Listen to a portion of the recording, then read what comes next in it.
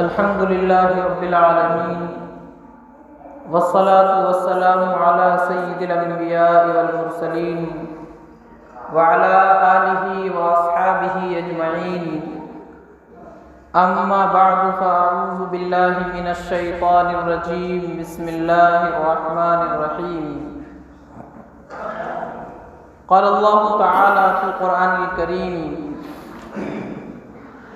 قل هل يستوي الذين يعلمون والذين لا يعلمون وقال النبي صلى الله عليه وسلم طلب العلم فریضۃ علی کل مسلم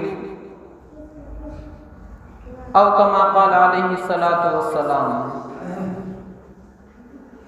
میرے محترم بزرگوں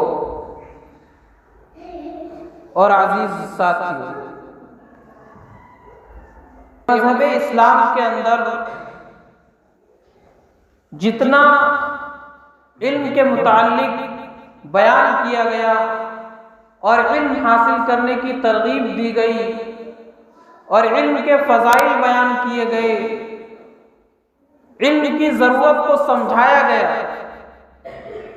اتنی اہمیت کسی دوسرے مذہب میں نہیں ملتی ہے۔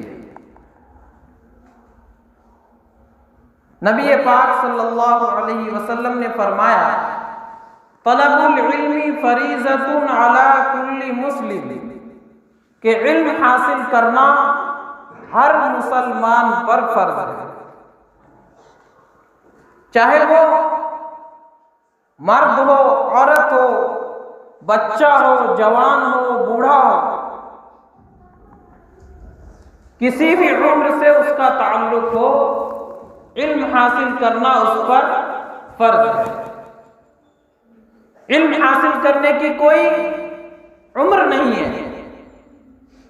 اللہ کے یہاں یہ بہانہ نہیں چلے گا کہ اللہ ہمارے ماں باپ نے ہم کو پڑھایا نہیں اور ہماری عمر نکل گئی، اب ہم بوڑھے ہو گئے، اب ہم پڑھ نہیں سکتے، اب ہم کچھ سیکھ نہیں سکتے، اس لیے ہم نے آپ کا قرآن نہیں پڑھا، اس لیے ہم نے آپ کا دین نہیں سیکھا، اس لیے ہم نے حدیث کی تعلیم حاصل نہیں کی۔ یہ عذر اور یہ بہانہ اللہ کے یہاں نہیں چلے گا، کیونکہ بہت سے ایسے کام ہیں جو ہمارے ماں باپ نے کر کے نہیں دیے لیکن ہم کر رہے ہیں۔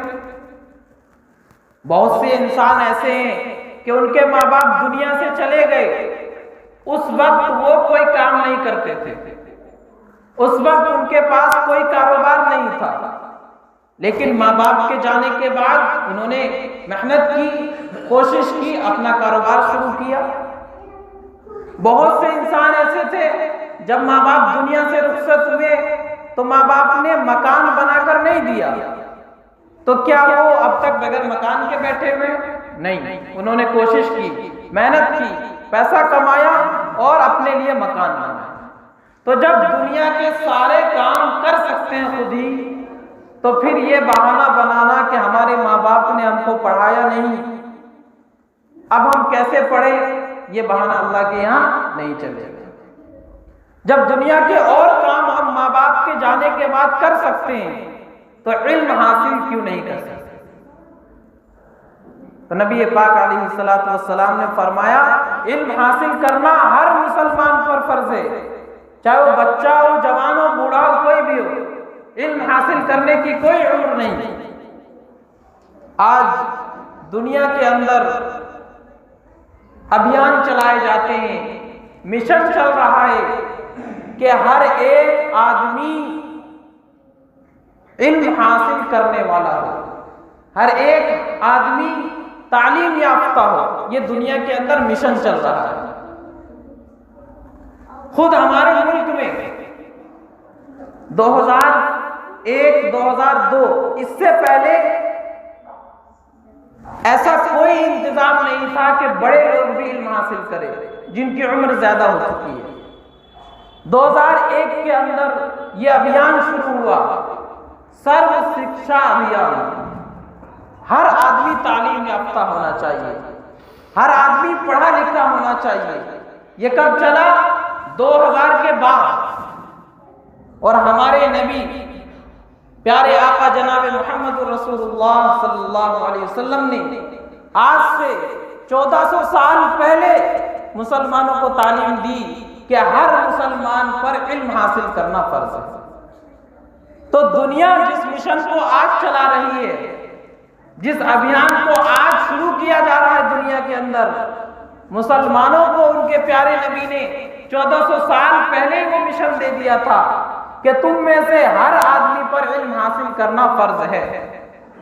کوئی یہ عذر نہ کرے کہ ہماری عمر زیادہ ہو گئی، اب ہم کیسے پڑھیں گے، یہ عذر اللہ کے یہاں نہیں چلے گا۔ جب ماں باپ کے بغیر ہم دوسرے سارے کام کر رہے ہیں تو علم کیوں نہیں حاصل کر سکتے؟ تو یہ بہانہ بنانا، ہمارے ماں باپ نے ہم کو پڑھایا نہیں اس لیے اب ہم کیسے سیکھیں، کیسے قرآن پڑھے، کیسے دین کا علم حاصل کرے، یہ بہانہ نہیں چلے۔ تو یہ مذہب اسلام کے اندر علم کی اہمیت ہے، اور علم کی اہمیت کو اس بات سے سمجھیں کہ جب نبی پاک علیہ السلام کو نبی بنایا گیا اور سب سے پہلی وحی آپ پر نازل ہوئی تو اس کا تعلق بھی علم ہی سے تھا۔ اس وقت کا ماحول ایسا تھا کہ اگر کسی عقل مند انسان سے، کسی دانشور سے یہ پوچھے کہ اس وقت اس معاشرے کو کس چیز کی ضرورت ہے، کیونکہ وہ معاشرہ ایسا معاشرہ تھا کہ حیوانوں سے بھی بدتر، انسان کی کوئی قیمت اور انسانوں کے جان کی کوئی قیمت اس معاشرے کے اندر نہیں تھی۔ عورتوں کے ساتھ جانوروں سے بدتر سلوک کیا جاتا تھا، لڑکی پیدا ہوتے اس کو زندہ زمین میں دفن کر دیا جاتا تھا، ماں سے زنا کرنا ایک عام بات تھی، باپ مر گیا ماں سے نکاح کر لیا، یہ سارے اس وقت کے حالات تھے۔ تو اگر کوئی عقل مند انسان ہوتا تو وہ کہتا کہ اس معاشرے کو سب سے پہلے اخلاق کی تعلیم دینی چاہیے۔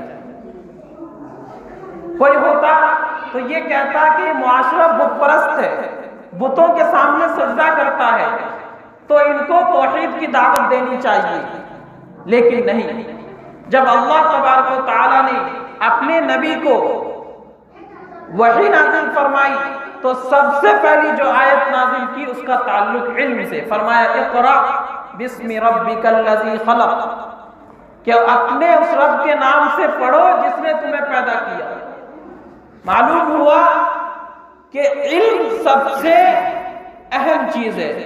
جب علم آ جائے گا تو کفر و شرک بھی ختم ہو جائے گا، جب علم آ جائے گا تو اخلاق بھی اچھے ہو جائیں گے، جب علم آ جائے گا تو ظلم بھی ختم ہو جائے گا، کیونکہ علم روشنی ہے اور جہالت یہ اندھیرا ہے۔ روشنی آئے گی تو اندھیرا خود بخود ختم ہوتا چلا جائے گا۔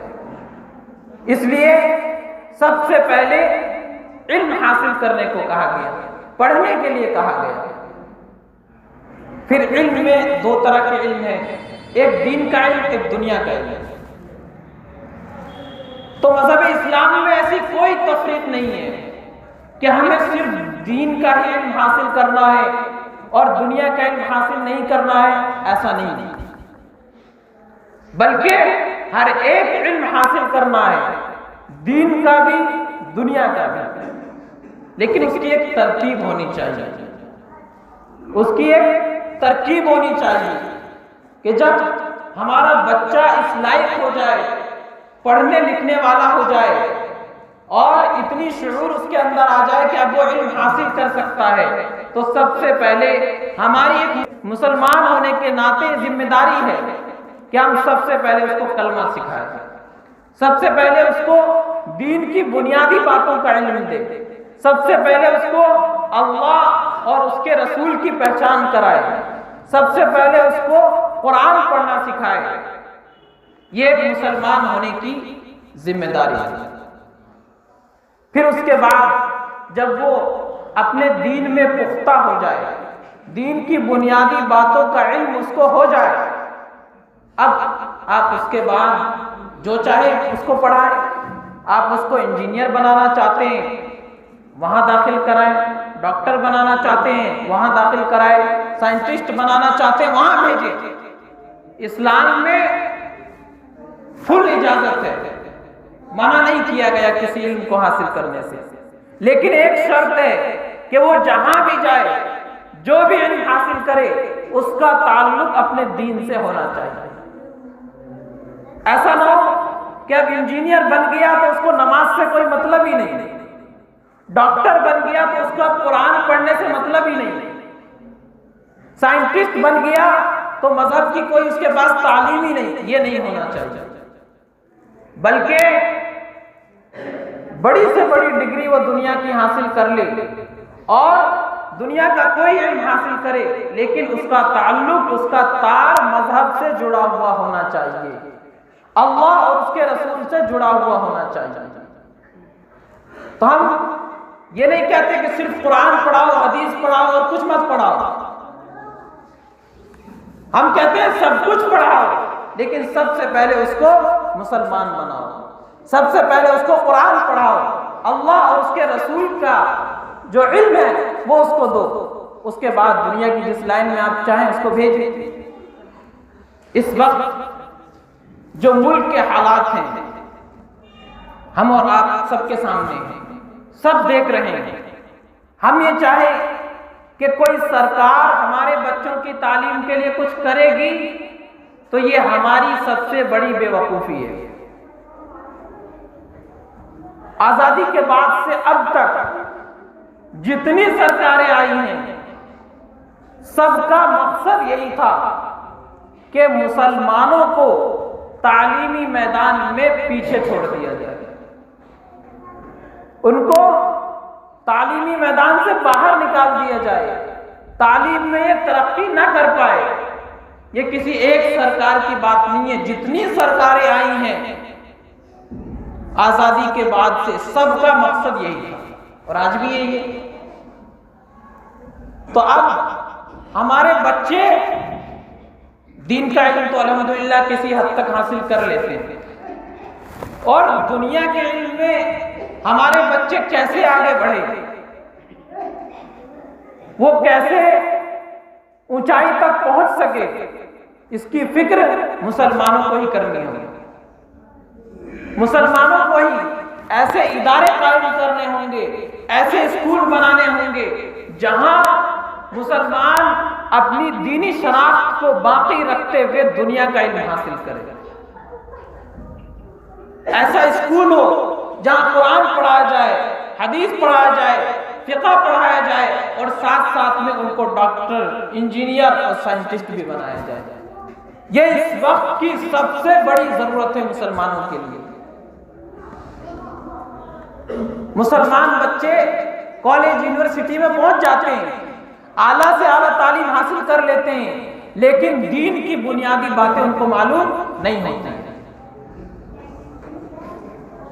اور ہمارے اور آپ کا مزاج ایک بن گیا ہے کہ ہم نے دنیاوی تعلیم کو آگے رکھ رکھا ہے۔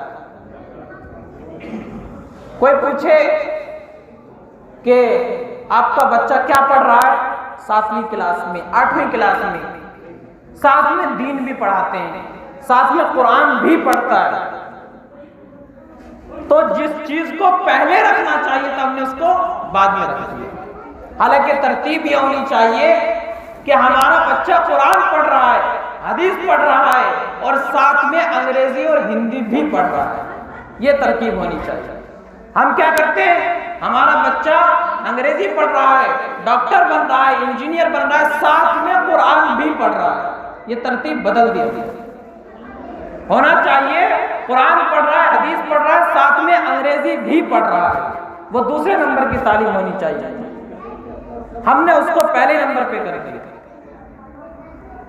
تو یہ مطلب نہیں کہ دنیا کی تعلیم حاصل نہیں کرنی ہے، خوب حاصل کرنی ہے اور اونچی سے اونچی پوسٹ تک پہنچنا ہے، لیکن دین کی شناخت کے ساتھ ساتھ مسلمان بھی ہونا چاہیے اور ساتھ ساتھ انجینئر بھی ہونا چاہیے، مسلمان بھی ہونا چاہیے، ساتھ ساتھ سائنٹسٹ بھی ہونا چاہیے، مسلمان بھی ہونا چاہیے، ساتھ ساتھ ڈاکٹر بھی ہونا چاہیے۔ لیکن آج اگر ہم نظر دوڑائیں ساری دنیا کی بات الگ، اپنے ملک میں دیکھے تو ایسے آدمی مشکل سے کوئی مل جائے کہ جس کے پاس دین کا بھی علم ہو، دنیا کا بھی علم ہو، کوئی نظر نہیں آئے گا۔ ہم نے ایک ذہن بنا لیا کہ جو آدمی دنیاوی تعلیم حاصل کر رہا ہے اب دین سے اس کا کوئی مطلب نہیں، اور جو دنیاوی تعلیم دینی تعلیم حاصل کر رہا ہے مدرسے میں ہے، مسجد میں ہے، تو اب اس کا اسکول کالج سے کوئی مطلب نہیں۔ یہ غلط سوچ ہے۔ اور اسلام کا ابتدائی دور ہم دیکھیں تو اس میں نظر آئے گا کہ ایک ہی درسگاہ میں، ایک ہی کمرے میں اور ایک ہی چھت کے نیچے بیٹھ کر سائنٹسٹ بھی تیار ہو رہے ہیں اور مفتی بھی بن رہے ہیں۔ البیرونی کو آج کون نہیں جانتا دنیا میں؟ بہت بڑا سائنٹسٹ گزرا، اس کے بارے میں آتا ہے کہ 12 سال تک وہ چھت پہ بیٹھا رہا، ستاروں کی کھوج میں لگا رہا، اور اس نے ایسا علم ایجاد کیا ستاروں سے متعلق، آسمانی علوم سے متعلق، کہ آج ساری دنیا اس کی محتاج ہے۔ جب تک کوئی بھی سائنٹسٹ جو ستاروں کا ماہر بننا چاہے اس کی کتابوں کو نہیں پڑھے گا، اس وقت تک وہ اس کا ماہر نہیں بن سکتا۔ اتنا بڑا آدمی، اور دوسری طرف امام غزالی رحمۃ اللہ علیہ، بہت بڑے عالم، بہت بڑے مفتی، اپنے وقت کے بہت بڑے شیخ محدث، ان دونوں حضرات کی تعلیم ایک ہی کمرے میں، ایک ہی چھت کے نیچے ہوئی۔ ایک مفتی بن رہا ہے، ایک سائنٹسٹ بن رہا ہے، اور دونوں ایک ہی جگہ پڑھ رہے ہیں۔ یہ اسلام کا وہ دور تھا جس میں ایک ہی جگہ پر سب تعلیم ہوا کرتی تھی، دینی تعلیم بھی، دنیاوی تعلیم بھی، اور دونوں کا چہرہ دیکھے کوئی فرق نظر نہیں آئے گا۔ آپ البیرونی کی تصویر دیکھے، امام غزالی رحمۃ اللہ علیہ کی تصویر دیکھے، دونوں کی تصویر بالکل سیم ہے۔ دونوں کے سر پر پگڑی، دونوں کے چہرے پر داڑھی، دونوں نمازی، دونوں تہجد گزار، دونوں بڑے اللہ والے، تقوی پرہیزگار، اور لیکن میدان الگ الگ ہے۔ ایک سائنٹسٹ ہے، ایک مفتی ہے۔ تو یہ فرق ہمارے زمانے میں پیدا ہو گیا۔ ہم نے سمجھ لیا کہ جو مولوی بن گیا اب وہ اسکول نہیں جا سکتا، اور جو اسکول میں چلا گیا وہ مولوی نہیں بن سکتا۔ یہ غلط سوچ آنے کی وجہ سے ہماری قوم کے اندر تعلیمی معیار گر گئے۔ تو پورے کلام کا خلاصہ یہ کہ ہم اپنے بچوں کو دینی تعلیم بھی دیں، دینی تعلیم میں ان کو مضبوط کرے، ساتھ ساتھ دنیاوی تعلیم بھی ان کو دے دیں۔ یہ وقت کی بہت بڑی ضرورت ہے۔ اس وقت اگر ہمیں کسی کا مقابلہ کرنا ہے اور کسی پر فتح حاصل کرنی ہے تو اس کا واحد ذریعہ تعلیم ہے۔ علم کے بغیر اس وقت اس دنیا میں کوئی جنگ نہیں لڑی جا سکتی۔ طاقت کے بلبوتے پر جنگ جیتنے کا زمانہ اب نہیں ہے۔ علم کی وجہ سے اس وقت مقابلہ ہوتا ہے۔ جس کے پاس علم ہے، جس کے پاس ڈگری ہے، جو پڑھا لکھا ہے، وہی آگے نکل سکتا ہے۔ تو اگر ہمیں اور آپ کو ترقی کرنی ہے، اپنے بچوں کو ترقی دینی ہے اور اپنی قوم کا مستقبل روشن کرنا ہے، تو اس کے لیے ضروری ہے کہ ہم بچوں کو دینی تعلیم دیں، ساتھ ساتھ دنیاوی اعلیٰ تعلیم بھی ان کو دلوائیں۔ ہمارے بچوں کا کوئی مشن ہی نہیں ہوتا۔ 10ویں تک، 12ویں تک میٹرک انٹر پاس کر لیتے ہیں، ان سے کوئی پوچھے کیا کرنا ہے، مقصد نہیں پتا، کوئی ویژن ہی نہیں ہے۔ انٹر پاس کر لیا، یہ نہیں پتا کہ آگے ہمیں کیا کرنا ہے۔ کہیں چپراسی کی ویکینسی نکل گئی، اس میں بھی بھر دیں گے، پولیس کی ویکینسی آ گئی، اس میں بھی بھر دیں گے۔ مطلب جو بھی آ جائے سب میں ہاں، دودھ دہی سب صحیح، جس کی وجہ سے کیا ہوا، تعلیم کا معیار گر گیا۔ اور دوسری قوموں میں دیکھیں، بچہ پیدا ہوتا ہے، اس کے باپ کا مشن بن جاتا ہے کہ مجھے اس بچے کو انجینئر بنانا ہے، مجھے اس بچے کو ڈاکٹر بنانا ہے، مجھے اس بچے کو साइंटिस्ट बनाना है। बाप ने सोच लिया, उसी के मुताबिक वो बच्चों को ढालता है, उसी के मुताबिक बच्चों के लिए इंतजाम करता है। फिर बच्चा भी जो बड़ा होता है उसके भी जहन में होता है कि मेरा बाप मुझे इंजीनियर बनाना चाहता है, मुझे इंजीनियर बनना, उसी हिसाब से वो मेहनत करता है। मुझे डॉक्टर बनना, उसी हिसाब से वो मेहनत करता है। मुझे साइंटिस्ट बनना, उसी हिसाब से वो मेहनत करता है। और हमारे बच्चों का इंटर पास कर लिया, अभी तक यही नहीं मालूम हमें दुनिया में करना क्या है, बनना क्या है। तो जिसकी वजह से ये कौम सबसे पीछे है तालीम के मैदान में। हालांकि सबसे पहली हिदायत इस कौम को जो दी गई थी वो पढ़ने की थी, इल्म की हिदायत सबसे पहले दी गई थी। और यही कौम आज तालीम में दुनिया का सर्वे किया जाए तो सबसे पीछे है। हैरत है तालीम और तरक्की में है पीछे, हैरत है तालीम और तरक्की में है पीछे। जिस कौम का आगाज इक़रा से हुआ था, इस कौम का आगाज हुआ इक़रा, पढ़ो पढ़ो पढ़ो, ये इस कौम को हिदायत दी गई थी। आज यही कौम पढ़ने में सबसे पीछे है। तो इतनी लंबी बात हुई, इस पूरी बात का खुलासा सिर्फ और सिर्फ इतना है कि हम अपने बच्चों को दीनी तालीम दे, साथ साथ में दुनियावी आला तालीम भी हासिल कराए। हाफिज बनना फर्ज वाजिब नहीं है, मौलवी बनना फर्ज वाजिब नहीं है, लेकिन दीन का इतना इल्म हासिल करना जिससे उसकी अपनी जिंदगी संवर जाए, हलाल और हराम की तमीज हो जाए, नमाज पढ़ना उसको आ जाए, रोजे के मोटे मोटे मसाइल समझ में आ जाए, जो उसकी अपनी जरूरत है, इतना इल्म हासिल करना हर मुसलमान मर्द औरत बच्चे जवान बूढ़े पर फर्ज है। इतना इल्म जब किसी ने हासिल कर लिया, अब आप उस बच्चे को जो बनाना चाहे, जिस लाइन में भेजना चाहे भेज दें, खुली इजाजत है।